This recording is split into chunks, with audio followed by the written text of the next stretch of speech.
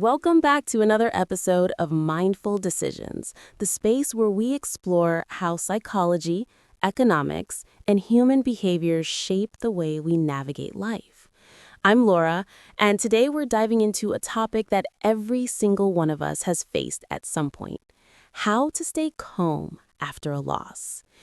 It could be the end of a relationship, losing a job, a sudden financial setback, or the death of someone we love. Loss shakes us deeply, and somehow, even though it's universal, it's still incredibly hard to handle when it happens to us. To help us understand what actually happens inside our minds and bodies during these moments, I'm joined by Daniel, an expert who blends behavioral economics, neuroscience, and emotional well-being in a way that's both practical and deeply human. Daniel, thank you for being here. Thanks for inviting me, Laura. And you're right. Loss is something everyone experiences, but most of us were never taught how to deal with it. So conversations like this are not just useful, they're necessary. Absolutely. And what I love about your work is that it breaks down these emotional and scientific concepts into something relatable.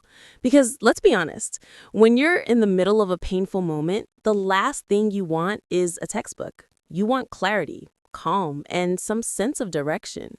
Exactly. And that's what we're here to offer today. Let's set the stage a bit. Why is it so hard for people to stay calm after a loss? We're humans. We've been going through loss for thousands of years. Shouldn't we be good at this by now? You think so, right? But biologically, loss triggers an alarm system.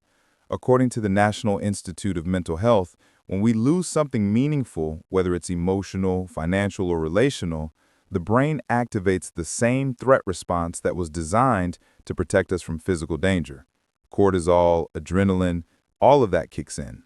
So, in a way, the body reacts like it's being attacked, even when the threat isn't physical.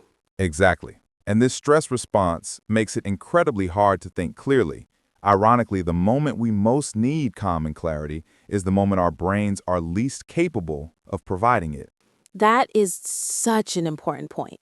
Calm becomes the first casualty of loss. Beautifully said. Okay, let's dig into what's actually happening internally when someone experiences a loss. Whether a breakup, losing money, or the passing of someone close, what's exactly going on inside them? What happens is what researchers call a stress cascade. Harvard Medical School explains that after a traumatic or sudden event, the body releases hormones like cortisol and adrenaline. And those hormones, while designed to protect